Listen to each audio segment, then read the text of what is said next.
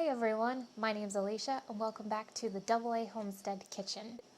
What we are canning today is going to be what we call dilly beans, but in the book that I have that is basically the holy bible of canning is going to be the pickled dill beans. And this is my ball book here. There are a few different ones out on the market. This is just happens to be the one that I have right now. We are not pressure canning today. What we are doing is water bath canning these dilly beans. They have vinegar in them, and this is a tested and safe recipe, so we are able to water bath these. I know you can't see it quite yet, but I have everything here on the counter laid out for me, ready to go in pretty much the order that I need. I think that's one of the things that's very important when you are pressure canning or water bath canning, that you have a system set up that works really well for you. When you have that system set up, it definitely helps you move a little bit faster when you're doing process, especially this process. It's not as long as if you were pressure canning regular beans, but the process of putting the beans in the can and prepping takes the longest. Now, water bath canning them doesn't take a very long time. It's the steps before that that takes the time. The things that you will be needing for this, of course, are your handy dandy bands. You're going to want your lids for this, and for this particular recipe, what I like to use is a wide mouth jar instead of a regular mouth jar, and I'll show you why.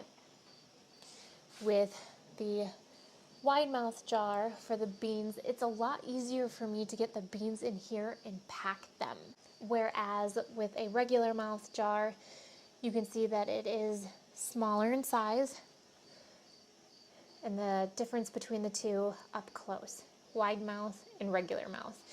Now for regular mouth, I typically use these for candied jalapenos, which works out really well, or pickled peppers.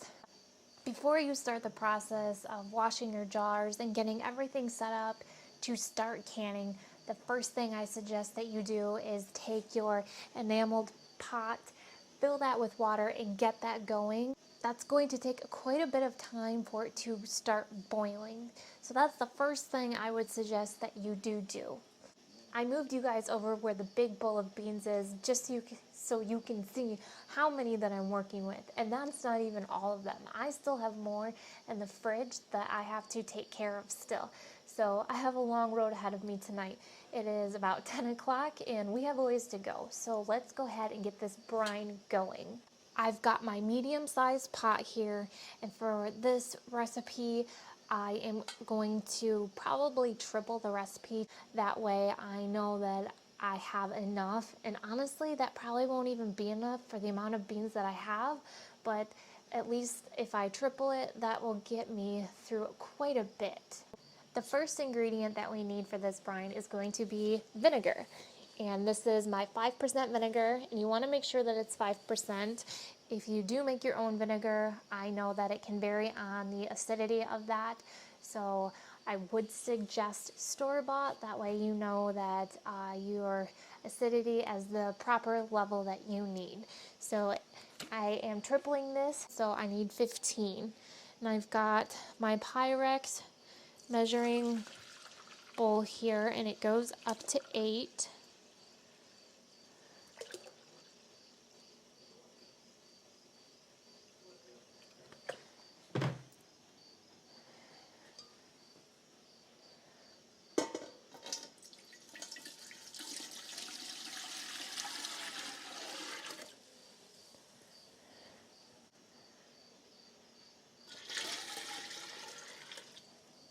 The next ingredient calls for 2 cups of water, so I need 6 in total.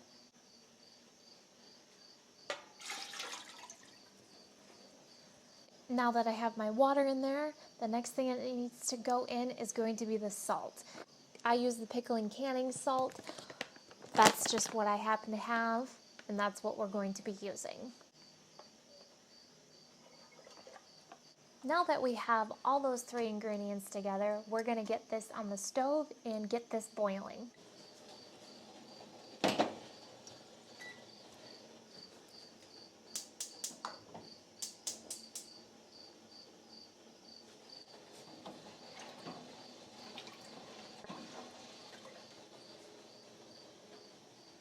Now that we have that on the stove, getting that to a nice boil, a few things that you can do while you wait for that is you can prep your dill and your garlic. It does require garlic, so I did take these, put the skins off, and crush these because it does ask for crush. And then I got my dill ready because those go in the jar as well. And then this is optional, but we do this every time we do our dilly beans or pickles or anything like that. What this is called is pickle crisp, and we put this in there because it helps make it crispier so you don't have like mushy pickles or mushy beans. So I do recommend this. I want to recommend this to you as well. When you are canning, it requires that you have very hot jars ready for you to go before they go in the canner, because you don't want thermal shock. And that just means that if you have a cold jar and you're putting hot liquid into that, there is a possibility that if there's a hairline fracture in there that you cannot see, that it may shatter, and that you don't want to lose all of your jars in the canner. So I have my small enameled pot here, and I filled this with my jars, and I put extremely hot water in here. So these are ready to go for me, so I can just take one out as I go, and I have more over here and replace them as I'm taking them out. I actually forgot a step, and that step was to add crushed red pepper to my brine. And I want to go ahead and put that in there because these are for Andrew and he likes things on the spicier end. So I want to make sure that I have that in there for him.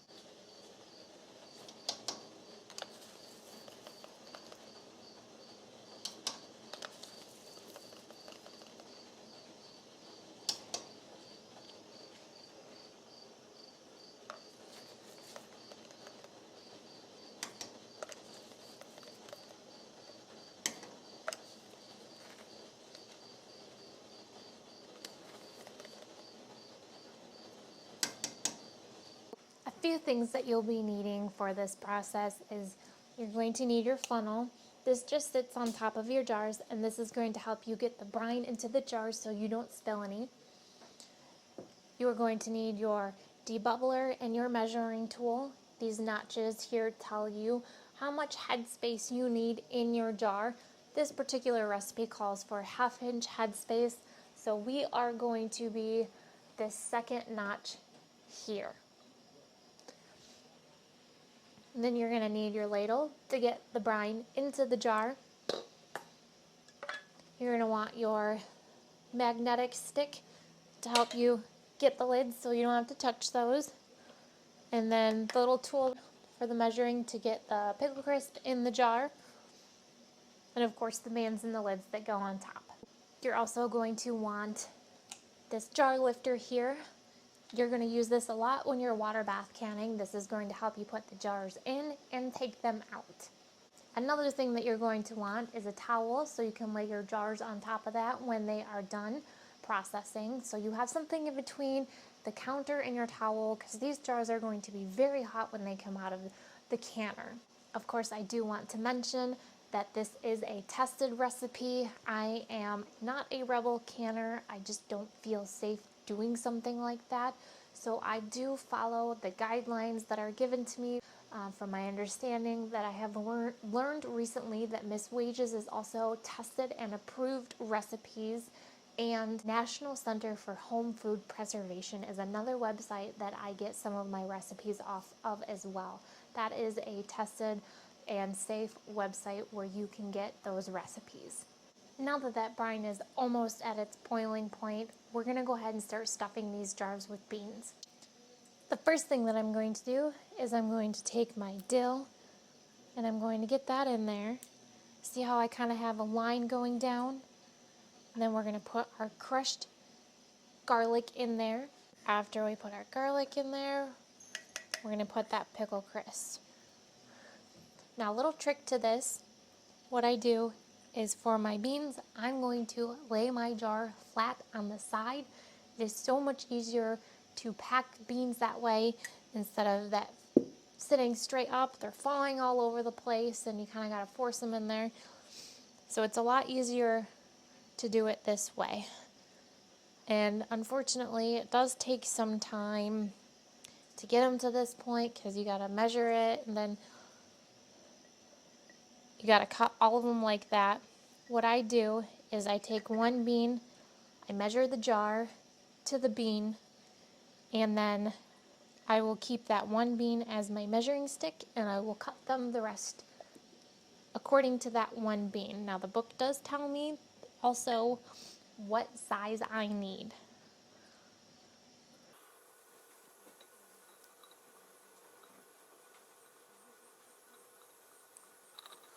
I give it a little shake to help get some more in there.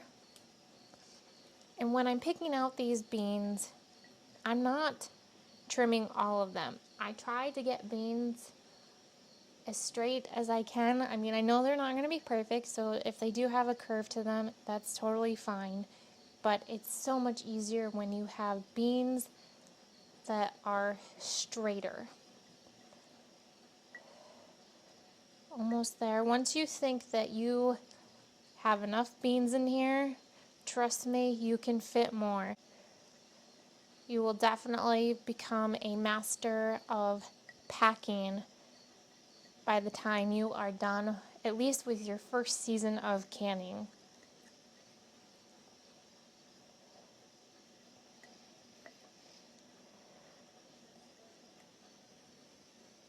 I cannot fit any more beans in this jar, so the next thing we're going to do is get our funnel that I showed you, and then we're going to go ahead and ladle this brine into here. And it did take on a nice reddish color from the red pepper flakes that we put in there.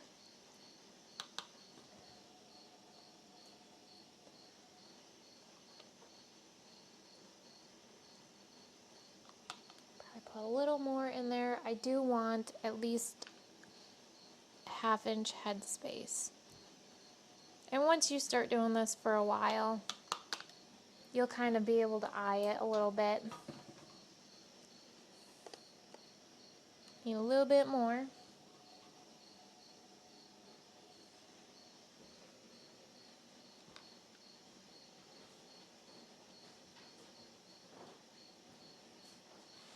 Measure that and see where we're at.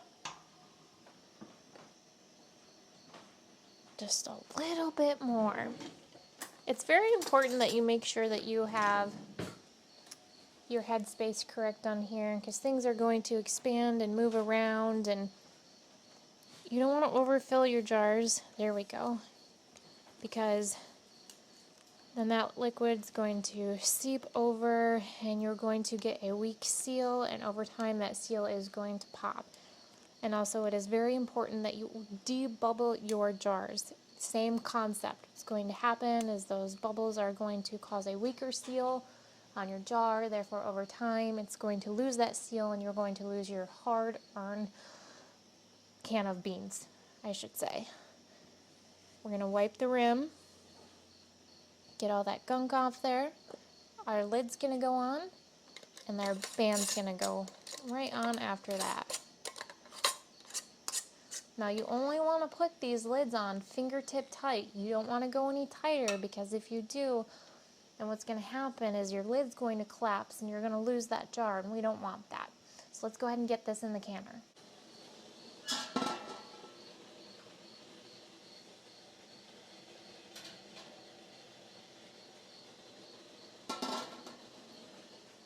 A few things that I do want to go over with your canner, specifically your water bath canner. When you are doing this, you want to make sure that you have enough water on top of your jars, so when you submerge them, there's plenty of water on top of that. The book calls for at least 1 inch of water. I know that can be kind of difficult deciphering that, especially when your canner is extremely hot. There's a lot of steam coming out of there, so do your best when it comes to that. I know it can be a little bit difficult. I still struggle with that sometimes as well. Sometimes I overfill my canner, unfortunately, and when I go to put down the jars into the water, I have a problem and I have to take water out. The problem is if you don't have enough water, you have to add water to that, and it's going to cool your canner. So you have to make sure that it comes back up to a boiling point, and that may take a little time. I am not going to bore you anymore with me filling these jars. I'm going to go ahead and get the rest of these filled up. We're going to put these in the canner, and then we're going to start the processing time. I'll be back in a YouTube minute.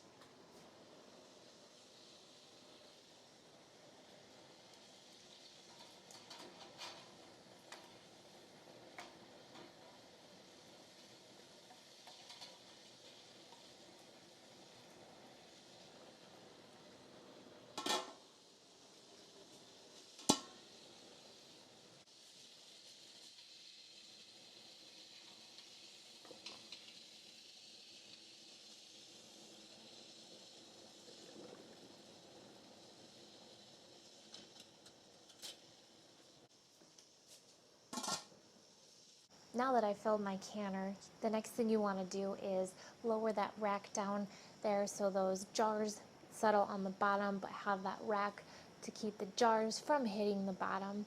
And you want to wait till your water bath canner starts boiling. Once that starts boiling, then you can start your process time. And the process time is going to be 10 minutes for these. My timer went off for 10 minutes, so I did turn off my canner. And what I'm going to do is take this lid off just a little bit, kind of let that steam come out. We're going to let that sit for about 5 minutes. My timer has gone off for 5 minutes, so let's get these jars out of the canner.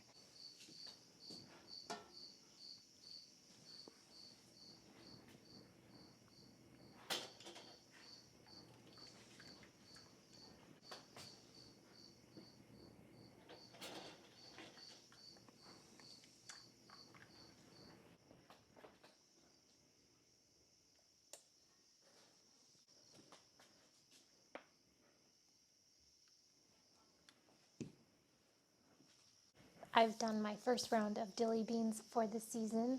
I don't know if you saw when I was taking them out of the canner, there is quite a bit of space underneath. Those beans should settle and there won't be as much space underneath. They do shrink up when they are being processed. And you could also see that I took the lid of that water bath canner and I held it underneath the jars as I was carrying them, because you are going to get water on top of these and I just didn't want it to spill on the floor. Now, with the water that you're getting on top of your jars is completely normal. You do not need to tip your jars. I highly recommend you do not do that. The first year that we had done this, we were unsure if that was something that we should do or not, so we would tip it and get the water off the jars. But after doing much research, we found out that you're not supposed to do that. So we leave them alone now. I think my favorite part after all of this is hearing the ping on these cans. It's very rewarding. Well, I have a whole other batch of dilly beans that I need to do. I want to thank you guys so much for joining me on this video and coming into my kitchen with me and seeing me process these beans. I really hope that you were able to get something from this video, and if you have any questions, go ahead and put those in the comments below. A good way to help us out is give a like, subscribe, and share, and as always, I'll see you guys in the next one. Take care.